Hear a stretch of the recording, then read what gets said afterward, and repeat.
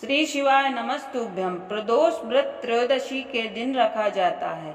यह व्रत रखने से शिव सभी मनोकामना पूर्ण करते हैं। इसमें सुबह स्नान आदि क्रिया करके शिव की पूजा अर्चना करनी चाहिए। भगवान शंकर से अनुरोध करें कि मेरा यह व्रत निर्विघ्न पूर्ण हो।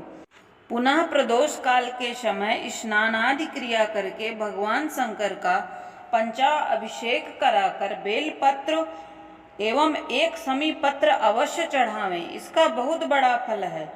सुंदर पुष्प ऋतुफल चढ़ाएं और क्षमा याचना करें। इससे अभीष्ट फल की प्राप्ति होती है। व्रती पृथ्वी पर शयन करे, एक बार भोजन करे, इससे सर्व कार्य सिद्ध होते हैं। श्रावण मास में तो इसका विशेष महत्व है। यह सर्व सुख धन आरोग्यता देने वाला है। यह व्रत इन सब मनोरथों को पूर्ण करता है। यह रवि प्रदोष दीर्घायु आरोग्यता के लिए रवि प्रदोष करना चाहिए। अब मैं आपको रवि प्रदोष की कथा सुनाती हूँ। एक ग्राम में अतिदीन ब्राह्मण निवास करता था।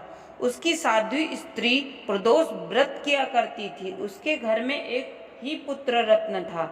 एक समय की बात है कि वह गंगा स्नान करने के लिए गया। दुर्भाग्यवश मार्ग में चोरों ने उसे घेर लिया और कहने लगे कि हम तुझे मारेंगे, नहीं तो तू अपने पिता का गुप्त धन बतला दे। बालक दीन भाव से कहने लगा कि हे बंधुओं, हम अत्यंत दुखी दीन हैं, हमारे पास धन कहाँ है। चोर फिर कहने लगे कि तेरे पास पोटली में क्या बंधा है।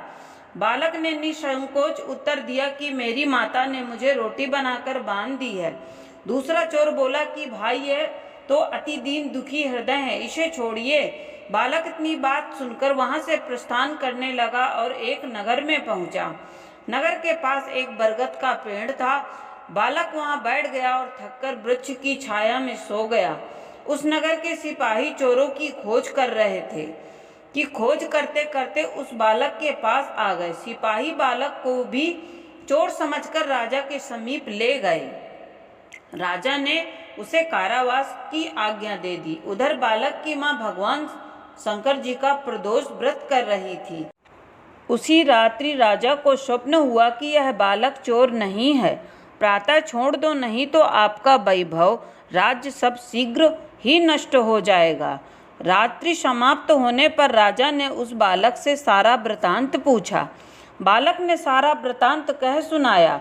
वृतांत सुन राजा ने सिपाही भेज बालक के माता पिता को बुला लिया।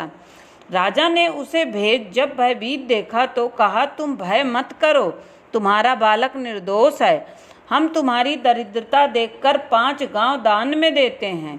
शिव की दया से ब्राह्मण के आनंद होने लगे। इस प्रकार से जो कोई भी इस व्रत को करता है उसे आनंद प्राप्त होता है। शौनकादि ऋषि बोले कि हे दयालु शिव शंकर, सब पर कृपा करें। हर हर महादेव।